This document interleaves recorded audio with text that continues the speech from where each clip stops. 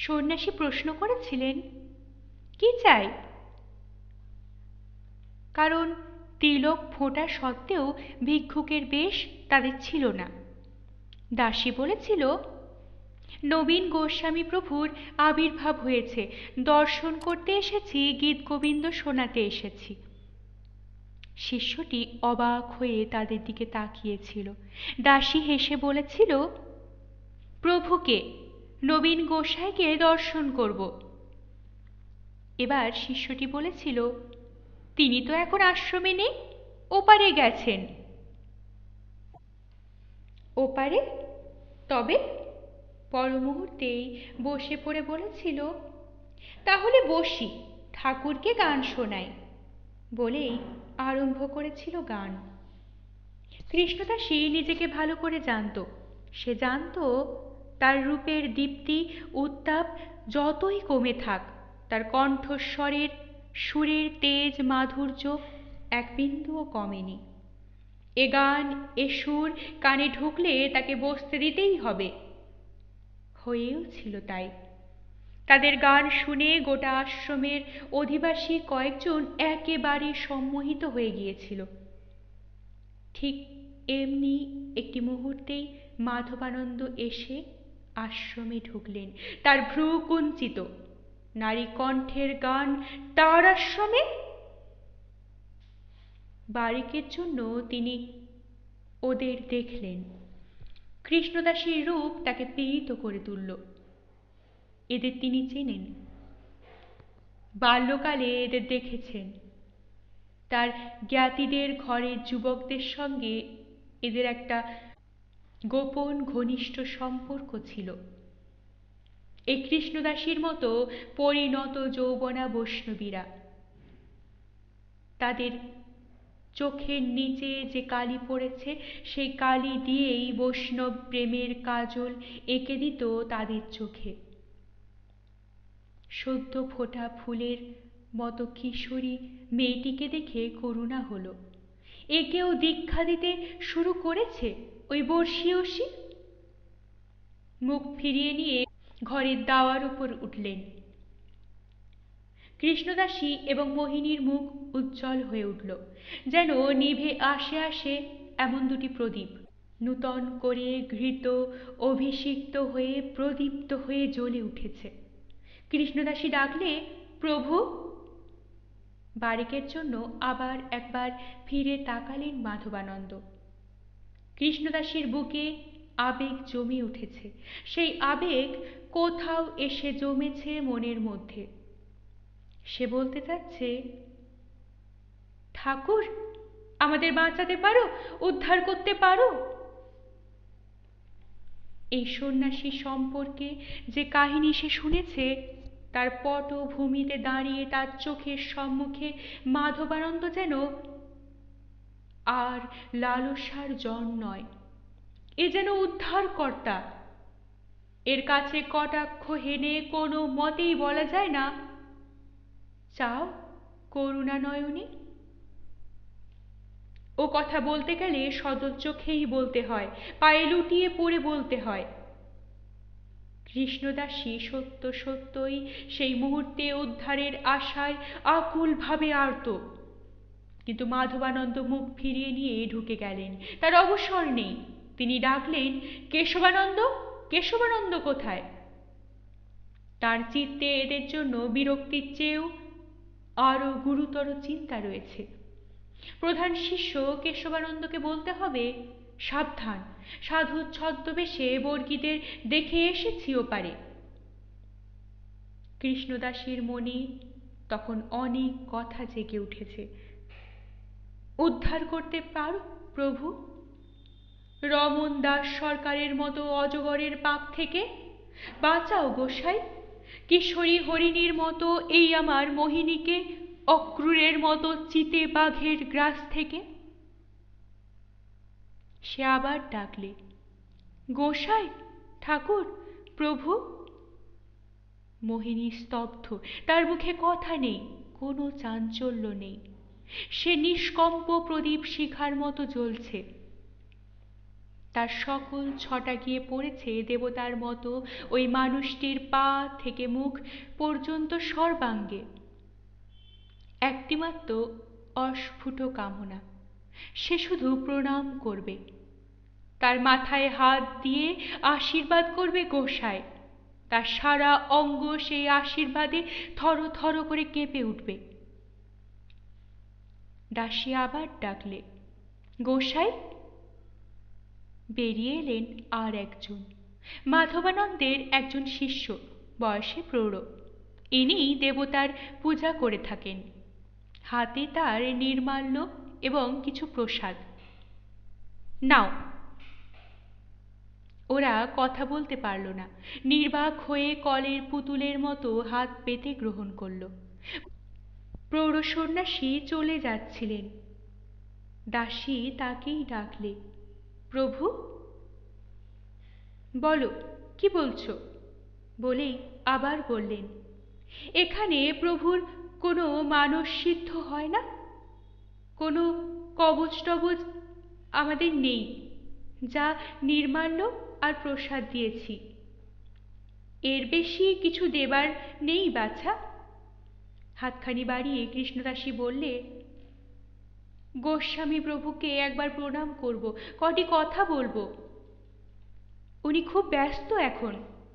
খুব ব্যস্ত? হ্যাঁ, চলে যাবার জন্য উদ্যত হলেন সন্ন্যাসী।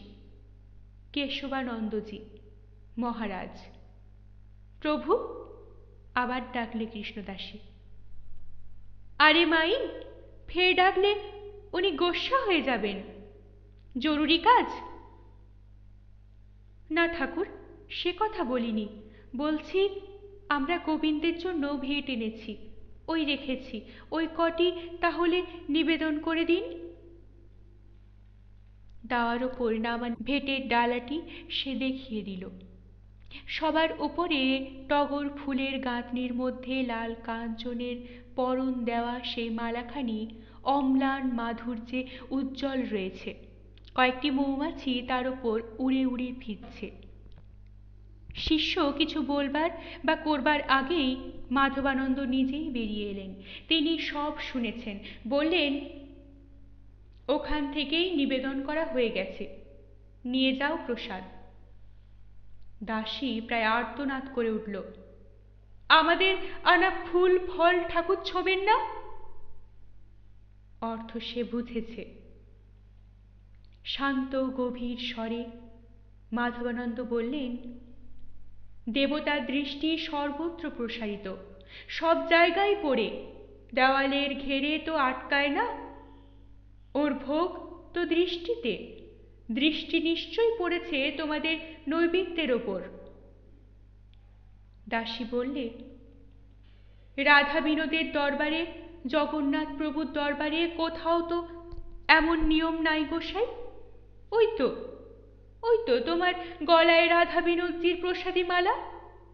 ও মালা তো আমার মেয়ের হাতের, এই মোহিনীর হাতের গাঁথার। কই, সেখানে তো। তার মুখের কথা মুখেই থেকে গেল। মাধবানন্দ গলা থেকে মালা গাছি খুলে ফেললেন দেখে তার সমস্ত দেহ মন যেন পঙ্গু হয়ে গেল। পর মুহূর্তেই মেয়ের হাত ধরে সে টানলে, আয়, সঙ্গের মতো দাঁড়িয়ে থাকিস না। মোহিনী। মোহিনী নির্বোধের মতো প্রশ্ন করলে, আমরা কি করলাম? মাধবানন্দ মালা গাছি তার দিকে বাড়িয়ে দিলেন, নাও ধরো, রাধা বিনোদের প্রসাদ। মোহিনী হাত বাড়ালে। সে সব কথা ঠিক বুঝতে পারছে না, বুক দুরু দুরু করে ভয়ে কাঁপছে। ওদিক থেকে দাসী সবলে তাকে আকর্ষণ করলে, না। তারা চলে গেল। মাধবানন্দ মালাখানি দরজার চৌখাটের মাথায় খোদাই হাতির সুরের ওপর ঝুলিয়ে দিলেন। কাল অজয়ের স্রোতে ভাসিয়ে দেবেন। ঠিক এই মুহূর্তেই লক্ষিন্দর মাঝির উৎকণ্ঠিত উচ্চ কণ্ঠে নিঃশব্দে শান্ত আশ্রমখানি যেন চকিত হয়ে উঠল। সে চিৎকার করে ছুটে এলো, গুরু মহারাজ, গুরু মহারাজ। সঙ্গে সঙ্গে তার পেছনে কেউ বাজালে বনশিঙা। প্রকৃতির সঙ্গীতময় পরিবেশের তাল ভঙ্গ হয়ে গেল মুহূর্তে। ফুলে ফুলে মধুপানরত মৌমাছিরা গুঞ্জন করে উঠল। ভ্রমরেরা উচ্চতর শব্দ করে প্রচণ্ড বেগে উড়ে চলে গেল একদিক থেকে অন্যদিকে। কয়েকটা বিশ্রামরত কোকিল চকিত কুহু কুহু শব্দ করে পাখার শব্দ ছড়িয়ে দিয়ে উড়ে গেল। গায়ে কটি নড়ে চড়ে উঠল। যে কটি বসে রোমন্থন করছিল তারা ধড়মড় করে উঠে দাঁড়ালো। আশ্রমের সন্ন্যাসীরা বাইরে এসে দাঁড়ালেন। লক্ষিন্দর মাঝি শঙ্কিত কণ্ঠে চিৎকার করতে করতে এসে আশ্রমে ঢুকল। মহারাজ, গুরু মহারাজ, গোস্বামী মহারাজ। তার পেছনে একজন ফটকে দাঁড়িয়ে শিঙায় শব্দ তুলছে। কি? মাধবানন্দ ঘর থেকে বেরিয়ে এলেন। ওপারে ওপারে দাঙ্গা লেগেছে মহারাজ। দাঙ্গা? কার সঙ্গে? কোথায়? প্রশ্ন করলেন কেশবানন্দ। নাগা সন্ন্যাসীদের সঙ্গে ছোট সরকারের দলের। ওপারে চরে লেগেছিল। নাগারা এই পারে চলে আসছে বনের বাগে। কেশবানন্দ! মাধবানন্দ এতক্ষণ ভাবছিলেন কি কর্তব্য, কিন্তু সে ভাবনা পরে কেশবানন্দকে উদ্দেশ্য করে বললেন, ওপারে বর্গীর দল এসেছে কেশবানন্দ। লখাই তখনও বলছে, ওরে বাপরে, নাগারা কোথা থেকে সর্গে তরোয়াল তীর ধনুক বার করলে? তারপরেতে সে কি কাণ্ড! হাতিতে চড়ে ঘোড়ায় চড়ে সরকারের লেঠেলের দলকে কচু কাটা করে মেলার লন্ড ভন্ড করে চলে আসছে এই দিকে। বন্দুকও রয়েছে গো ওদের সঙ্গে। প্রস্তুত হও কেশবানন্দ, এরা সন্ন্যাসী নয়। আমার বিশ্বাস এরা ছদ্মবেশী বর্গী। মহারাষ্ট্রে এদের হিন্দুস্থান লুঠের উদ্যোগের কানাঘুষো আমি শুনে এসেছি। এদের সঙ্গে কথা বলে, এদের কথার টান শুনে, এদের চেহারা দেখে আমার দৃঢ় বিশ্বাস হয়েছে এরা বর্গী। বর্গীদের কাছে লুঠত রাজের সময় পৃথিবীর কোনো বাধাই বাধা নয়। আমাদের আশ্রম পথে পড়বে। আশ্রম লুট করতে ওরা দ্বিধা করবে না।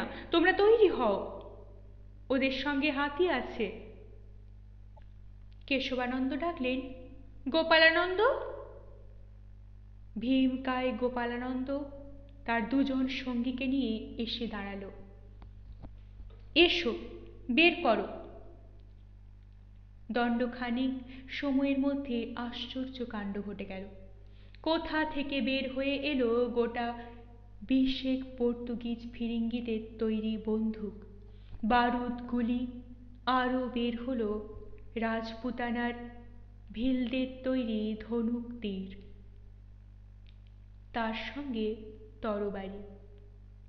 বের করে আনলে বড় বড় মই। মইগুলি লাগানো হলো কয়েকটা বিরাট শীর্ষ গাছের গায়ে।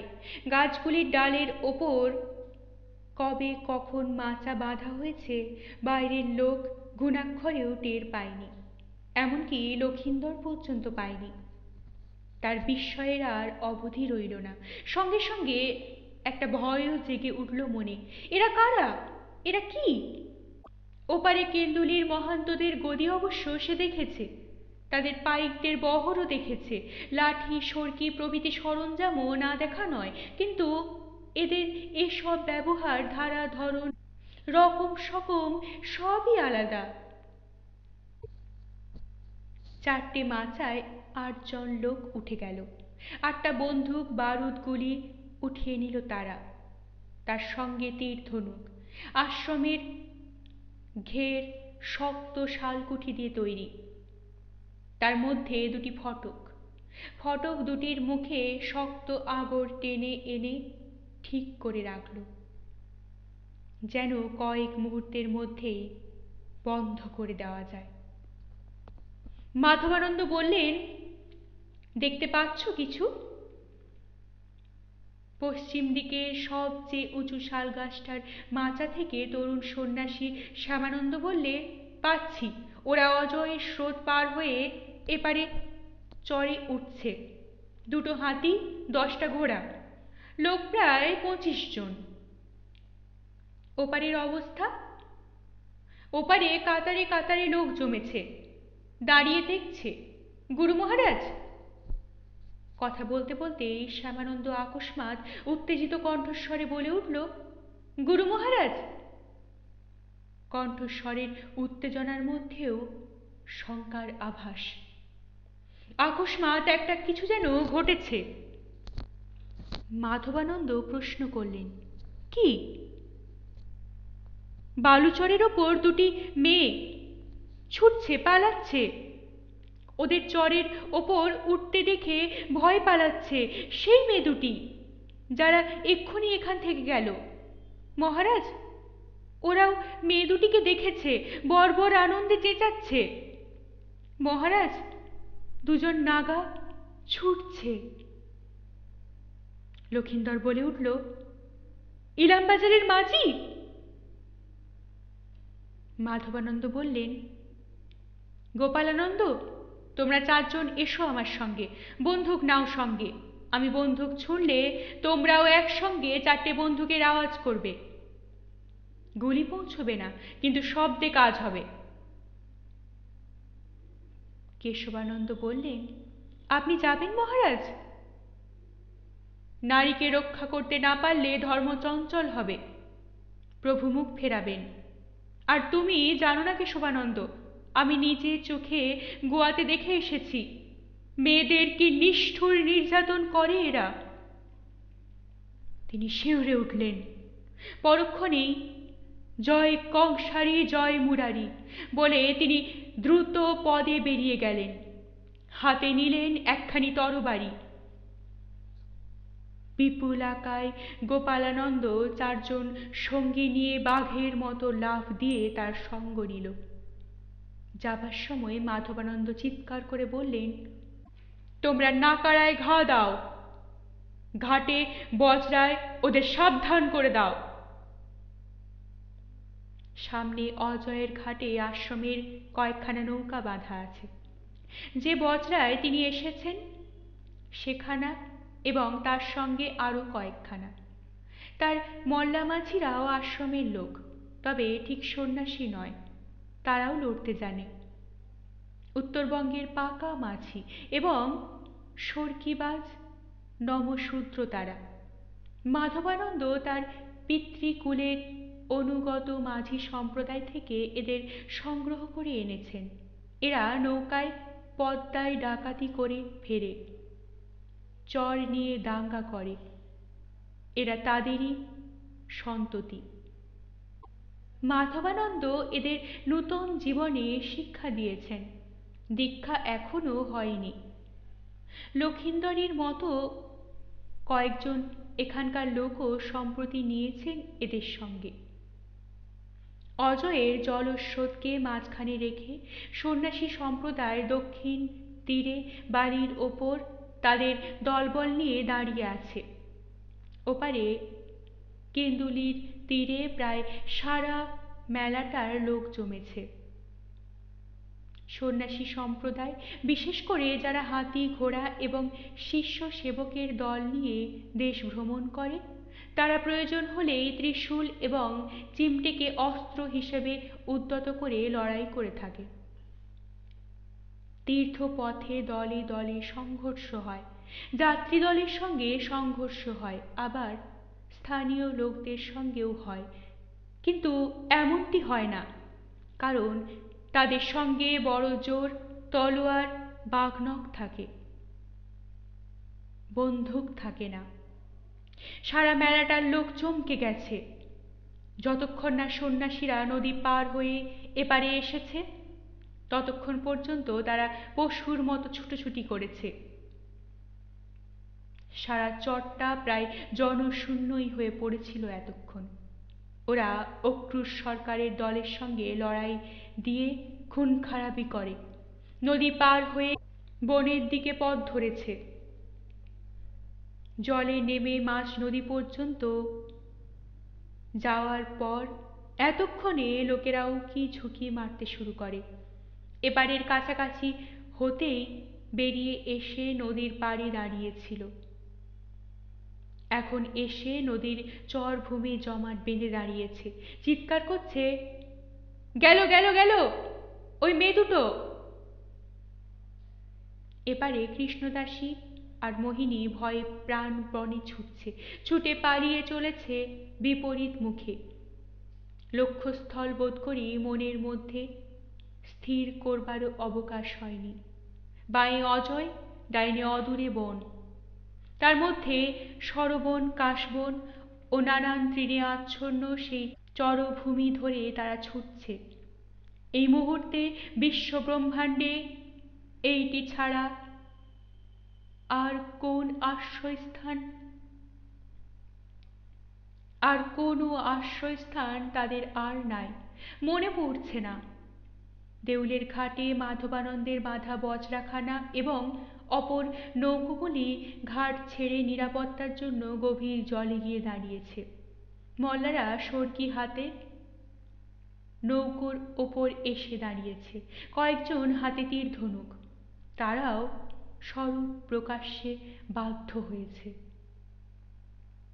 ওদিকে দুজন সন্ন্যাসী পলায়নপর মেয়ে দুটোর দিকে বর্বর উল্লাসে চিৎকার করে ধরবার জন্য ছুটছে। হাতির হাওদার ওপর দাঁড়িয়ে আছে সেই প্রধান সন্ন্যাসী।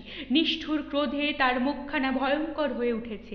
চিৎকার করে বলছে, আমার অভিশাপে একদিন এই তামাম মুলুক ছাড়ে খাড়ে যাবে, ঘর জ্বলবে, শিবের অনুচরের তাণ্ডবে তছনছ হয়ে যাবে সব, পঙ্গপালের মতো ছেয়ে ফেলবে দেশ।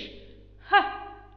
আর মধ্যে মধ্যে এদিকে মুখ ফিরিয়ে বলছে, পকড়কে লাও, পকড়কে লাও। মাধবানন্দ সঙ্গীতের নিয়ে সেখানে দাঁড়ালেন। সে স্থানটি ঠিক পলায়নপর কৃষ্ণদাসীর ও অনুসরণরত সন্ন্যাসী দুজনের মধ্যে পূর্ব পশ্চিমে সরলরেখা টানলে তার প্রায় মাঝখানে, কিন্তু অনেকটা দক্ষিণে, একটা স্থূল কোণ, ত্রিভুজঙ্গের মতো অনেকটা।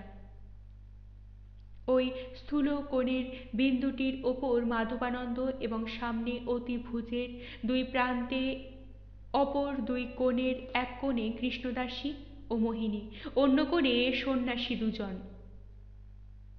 মাধবানন্দ বললেন, এক বন্দুক দাগো গোপালানন্দ, জলদি। গোপালানন্দ মুহূর্তে বন্দুক দেখে দিল। অজয়ের গর্ভে গর্ভে একটা শব্দ এপারে ওপারে প্রতিহত হতে হতে দুপাশে ছড়িয়ে পড়ল। কয়েক মুহূর্ত যেতে না যেতে পর পর 8টি বন্দুকের শব্দ ধ্বনিত হয়ে উঠল তখন আকাশলোকে, প্রায় বনভূমির মাথার ওপর। দুই পারের দুই পক্ষই চকিত হয়ে উঠল। ওপারের জনতা ঘটনাটা ঠিক বুঝতে না পেরে ছুটতে লাগলো, পালাতে লাগলো। এপারে অনুসরণরত সন্ন্যাসী দুজন থমকে দাঁড়ালো। ওদিকে হাতির হাওদার ওপর খাড়া সন্ন্যাসী চকিত হয়ে মুখ ফিরিয়ে মাধবানন্দদের দেখে দাঁতে দাঁত কষে কঠোর কিছু উচ্চারণ করল। এবার হাতিটা মাহুতের ইঙ্গিতে কয়েক পা অগ্রসরও হলো মাধবানন্দের দিকে, কিন্তু তারপরই পরপর 8টা বন্দুকের শব্দে চমকে উঠে কিছু বলতেই হাতি থমকে দাঁড়ালো। সঙ্গে সঙ্গে বেজে উঠল নাকাড়ার শব্দ, ডুম ডুম ডুম ডুম, ডুম ডুম ডুম ডুম। ওদিকে বজরা এবং নৌকো থেকে মল্লারা ঝপাঝপ জলে লাফিয়ে পড়ে সাঁতার দিয়ে এসে কূলে উঠে সারিবদ্ধ হয়ে দাঁড়িয়ে বাংলায় বহু বিখ্যাত কুক অর্থাৎ যুদ্ধধ্বনি দিয়ে উঠল। মুখে হাতের তালু সঞ্চালনের ফলে সে ধ্বনি অতি বিচিত্র।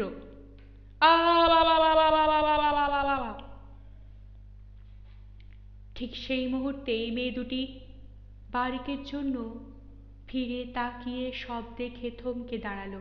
একটি তারস্বরের চিৎকার উঠল।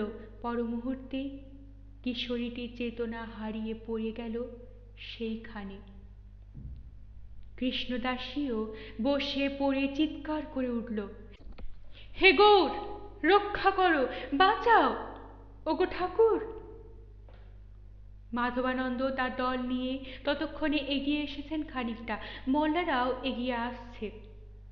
ওদিকে পেছনের বনের মধ্যে নাগাড়ার শব্দ, গাছে গাছে ধ্বনি প্রতিধ্বনি, ধ্বনি তরঙ্গ তুলেছে। আকাশে ভয়ার্ত পাখিরা উড়ছে।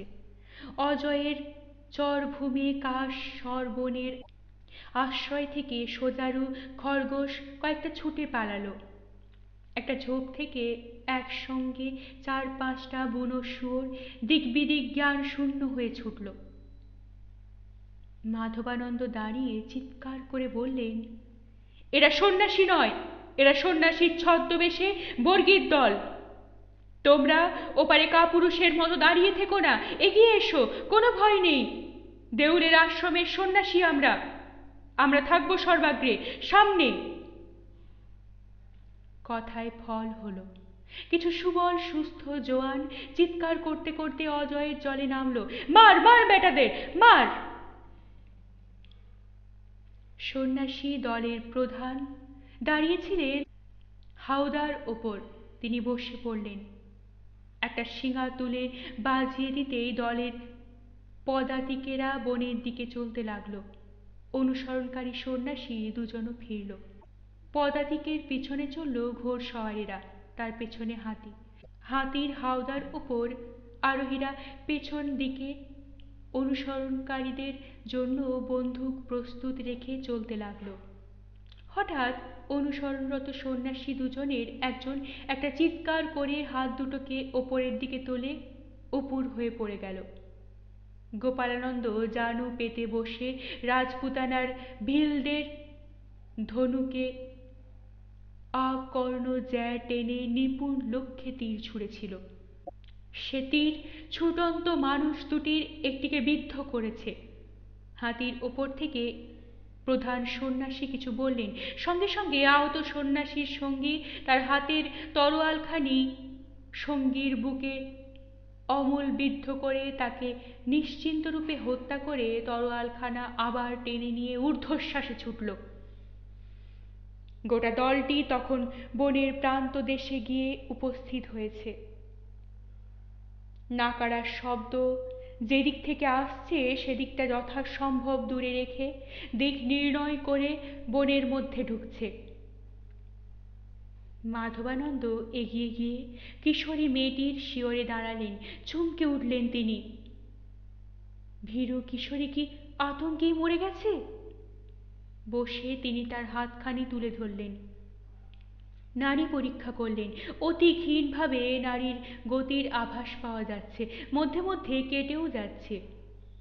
এখনো জীবন আছে, কিন্তু অবিলম্বে কোনো সঞ্জীবনী ওষুধ না পড়লে বিপদ ঘটবে। মকরধ্বজ বা মেঘনাভি। গোপালানন্দ, শিগগির একজন এখানে এসো, শিগগির। আর তোমরা অনুসরণ করো, আশ্রম থেকে বন্দুকধারীদের কয়েকজনকে নাও। বনের আশ্রয়ে বাঘ বড় ভয়ঙ্কর শত্রু। যতদূর পারা যায় ওদের তাড়িয়ে দিয়ে এসো। লোক জড়ো করো, লোক চায়, নাকাড়া বাজাতে বাজাতে এগিয়ে চলো। কৃষ্ণদাসী চিৎকার করে উঠল, রক্ষা করো গোসাই, ওগো গৌর, রক্ষা করো। অনেকক্ষণ পর মোহিনী চোখ মেলল। চৈত্রের সূর্য তখন অপরাহ্নের দিকে চলেছে। মাধবানন্দ তাকে একখানি নৌকার ওপর শুইয়ে দিয়েছিলেন। আশ্রম অনেক দূর, বালুচরে ছায়া নেই, তাই একখানি নৌকোকে কাছাকাছি এনে সন্তর্পণে তার ছইয়ের নিচে পাটাতনের ওপর শুইয়ে দিয়েছিলেন। একজন সেবককে আশ্রমে পাঠিয়ে চিকিৎসা বিদ্যায় অভিজ্ঞ রামানন্দকে সংবাদ দিয়েছিলেন। রামানন্দ শঙ্কিত হয়েছিলেন প্রথমটায়, ভেবেছিলেন হয়তো যে কোনো মুহূর্তে হৃৎপিণ্ডের গতি স্তব্ধ হয়ে যাবে। সে আশঙ্কা দূর হয়ে গেল। মোহিনী চোখ মেলে চাইল। মাধবানন্দ ভেবেছিলেন চলে যাবেন, তার তো আর করার কিছু নেই। ওদিকে কৃষ্ণদাসী যেন পাথর হয়ে গেছে, স্থাণুর মতো বসে আছে। শুধু চোখের দৃষ্টি তার অস্বাভাবিক রূপে উজ্জ্বল। নৌকোর ওপর মোহিনীকে তোলবার আগে পর্যন্ত সে বিনিয়ে বিনিয়ে অনেক কথা বলেছে। অচেতন মোহিনীর অদূরে দাঁড়িয়ে বলেছে, চোখ মেল মোহিনী, চোখ মেলে চেয়ে দেখ। ওরে নবীন গোসাই, দেবতা তোর মুখের দিকে চেয়ে। ভয় নাই, আর ভয় নাই, চোখ চা মা, চোখ চা। মাধবানন্দ বিরক্তি প্রকাশ করে বলেছিলেন, চিৎকার করো না তুমি। কিছুক্ষণের জন্য স্তব্ধ থেকে আবার কৃষ্ণদাসী শুরু করেছিল, তোর অনেক ভাগ্যি, তোর অনেক ভাগ্যি। 7 জন্মের তপস্যা না থাকলে দেবতার সেবা কেউ কখনো এমন করে পায় না। মাধবানন্দ এবার ভ্রু কুঞ্চিত করে তার দিকে তাকিয়েছিলেন শুধু। চুপ করে গিয়েছিল কৃষ্ণদাসী।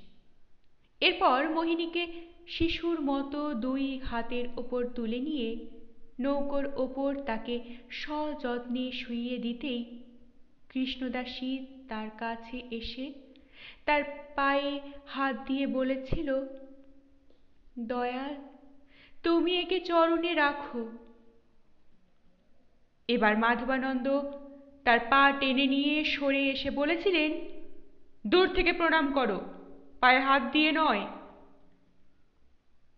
তারপরই যে কথাটি বলেছিলেন সে কথা নয়, সে কথার মর্মচ্ছেদী উত্তপ্ত লৌহ শলাকা।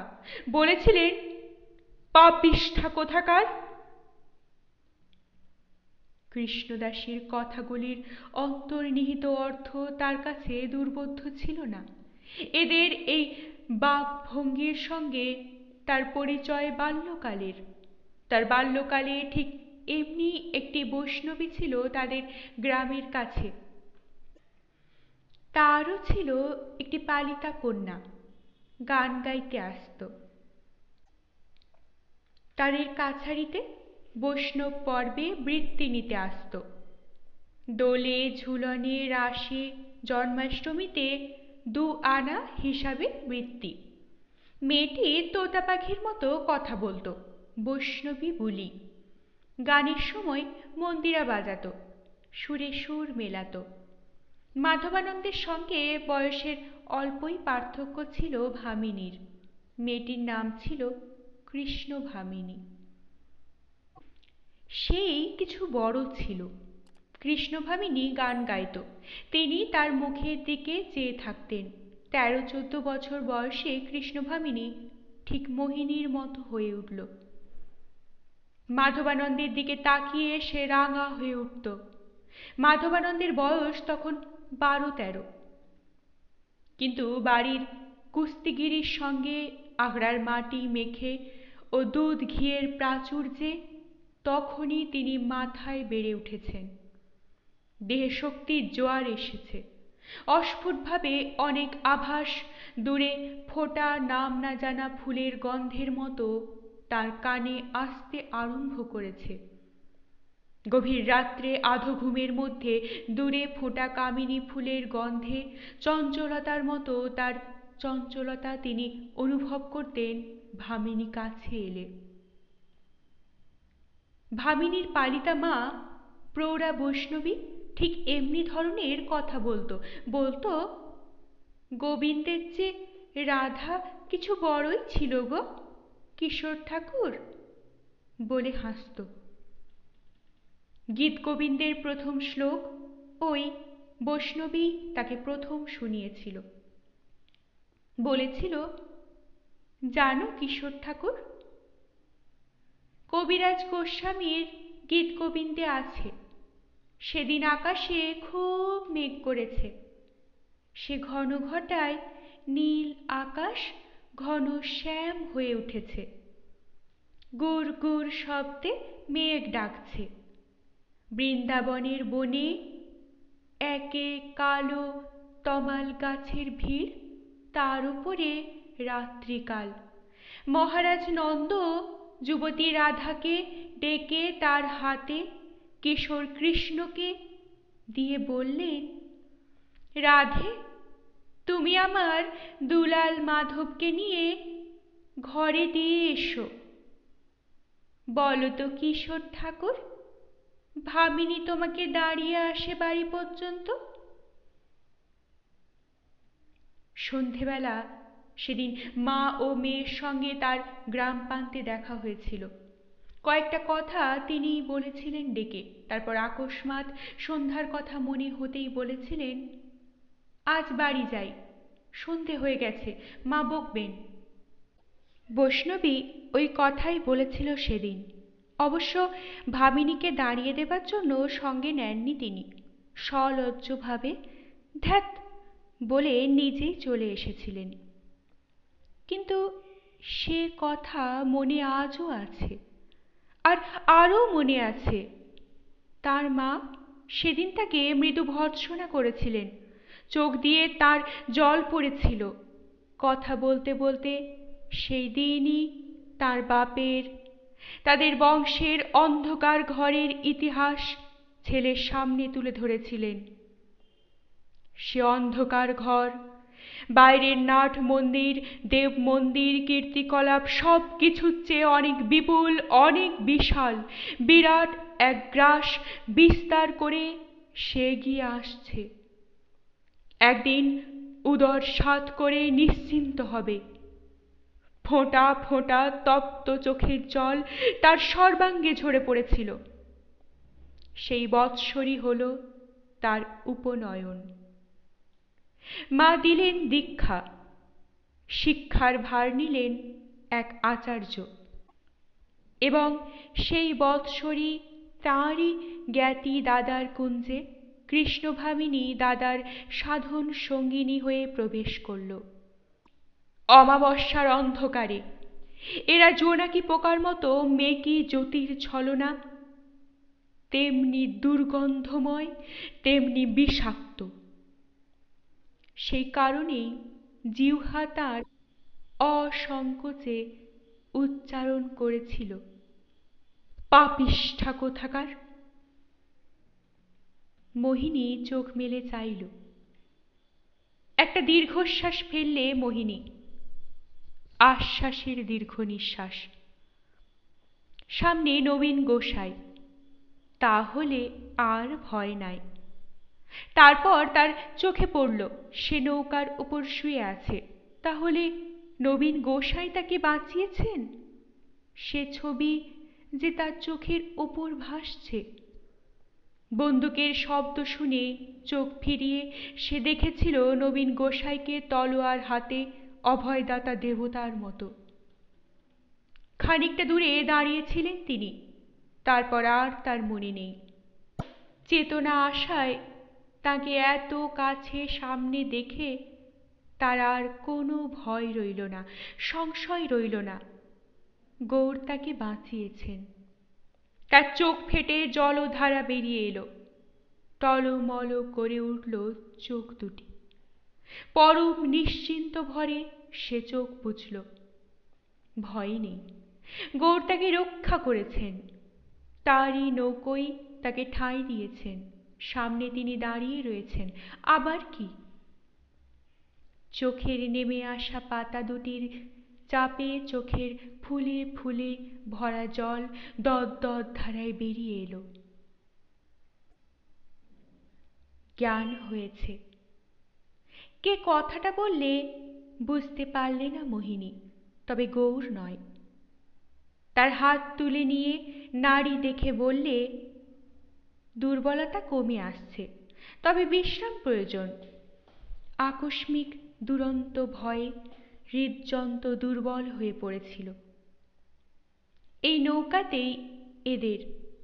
কোথায় বাড়ি সেই গ্রামের ঘাটে পৌঁছে দাও। এ কণ্ঠস্বর তাঁর। চোখ মেললে মোহিনী। দেখলে পেছন ফিরে চলে যাচ্ছেন তিনি। নৌকাটি অল্প দুলছে। মাধবানন্দ নৌকা থেকে নেমে পড়লেন। মোহিনী উঠে দেখবার চেষ্টা করলে, কিন্তু প্রৌঢ় সন্ন্যাসী বারণ করলেন। উঠো না, উঠো না। মোহিনী ফ্যাল ফ্যাল করে চেয়ে রইল। জেদ করবার মতো তার মনের ধাতুর দৃঢ়তাই নেই। একবার কাতর অনুনয়ে বলতেও পারল না, গৌরীর চরণের একটু ধুলো। দীর্ঘ নিঃশ্বাস ফেলে সে শুয়ে পড়ল। এতক্ষণে সে প্রশ্ন করলে, মা, আমার মা? আছে, এই যে বসে আছে। কৃষ্ণদাসী সেই থেকে পাথরের মতো বসে আছে, চোখে শুধু নিষ্পলক দৃষ্টি। দূরে বনের মধ্যে তখনও নাগাড়া বাজছে। ওপারের ভিড় কমে আসছে, কিন্তু এখনো অনেক লোক জমে রয়েছে। কিছু লোক এপার পর্যন্ত এসেছে। চারিদিকে উত্তেজনার চিহ্ন এখনো বিকীর্ণ হচ্ছে। পুড়ে যাওয়া ঘরের ভস্মস্তূপের উত্তাপের মতো ছোট ছোট দলে ভাগ করে আলোচনা করছে। মাধবানন্দ তীরে উঠবা মাত্র একদল লোক তাকে ঘিরে দাঁড়ালো। সেদিন যারা তাকে নৌকোর ওপর সূর্য বন্দনার সময় সকালের আলোয় তার রূপ দেখে মুগ্ধ হয়েছিল, আজ তাকে আর এক রূপে দেখেছে। রূপে মানুষ মুগ্ধ হয়, বীর্যে মানুষ অভিভূত হয়ে নত হয়। তারা দুই হয়েছে। মাধবানন্দ প্রশ্ন করলেন, ওপারে কি হয়েছিল কেউ বলতে পারো? আমি সূত্রপাত দেখে এসেছিলাম। একজন ঘোড়সওয়ার একজন সন্ন্যাসীর প্রায় ওপরে পড়বার উপক্রম হতেই সন্ন্যাসী ঘোড়ার লাগাম ধরে এমনই টান দিয়েছিল যে ঘোড়াটা পড়ে যায়। হ্যাঁ, ইলামবাজারের ছোট দাস সরকার। হ্যাঁ, কয়েকবারই নামটা শুনেছি। ইলামবাজারের খুব বড় গদিওয়ালার ছেলে, খুবই দুর্ধর্ষ, চিৎকারও করছিল, হামারা কই হ্যায় রে। আগে হ্যাঁ, এখানকার লেঠেল টেঠেল সবাই ওদের টাকা খায়। তাছাড়া ছোট দাস সরকার ওদের নিয়ে ইয়ার বক্সির মতো উঠে বসে, মদ টদ খায়। আর কাছেই লাউসেন তালাউয়ের চারপাশে অনেক ডোম লেঠেল আছে। তারা খবর পেয়ে হা রে রে রে রে করে ছুটে আসে। ওরা লাঠিবাজি পেলে আর কিছু চায় না, দাঙ্গাতে ভারী নেশা। থাক সে কথা, ওপারের ঘটনাটা শুধু শুনতে চাচ্ছি। ছোট সরকারের হাঁকে তারা এসে জমেছিল, তারপর বচসা গালাগাল। সরকার খুব গালাগাল করে হুকুম দিয়েছিল, দে বেটাদের পিটে ভাগিয়ে, কেড়ে নে হাতি ঘোড়া যা পারিস। ওরে বাবা, সঙ্গে সঙ্গে নাকারা সরকি তলোয়ার বার করে। কেউ কি মরেছে, জখম হয়েছে? সরকারের তলে 3 জন মরেছে, জখম হয়েছে 5-7 জন। সরকারের পাখানা আগেই জখম হয়েছে, দাঙ্গার সময় পালাতে গিয়ে মুখ থুবড়ে পড়ে নাকে খুব চোট খেয়েছে। তার উপর নাগারা ঘোড়া চালিয়ে একটা পা খতম করে দিয়েছে। আর যাত্রীদের মধ্যে পালাতে গিয়ে চাপে জন কতক জখম হয়েছে। হাতির পায়ের চাপে এক বুড়ি মারা গিয়েছে। মাধবানন্দ ভিড় ঠেলে বেরিয়ে এলেন। নৌকাটা তখন ইলামবাজারের ঘাটের দিকে অগ্রসর হতে শুরু করেছে। ওপারের চরের পায়ে হাঁটা পথ ধরে একজন লোক ছুটছে আর চিৎকার করছে, কয় ঠিক যাচ্ছে মাঝি, তুমি ভাবো না, কয় ঠিক চলেছে সঙ্গে সঙ্গে মাঝি। ভালো লাগলে অবশ্যই লাইক করবেন, শেয়ার করবেন। পরবর্তী পর্বে চোখ রাখতে চ্যানেলটিকে অবশ্যই সাবস্ক্রাইব করবেন ও প্রতিটি পর্ব মিস না করার জন্য বেল আইকনটি প্রেস করবেন। আপনাদের অভিমত কমেন্ট বক্সে অবশ্যই জানাবেন। অনেক ধন্যবাদ। নমস্কার।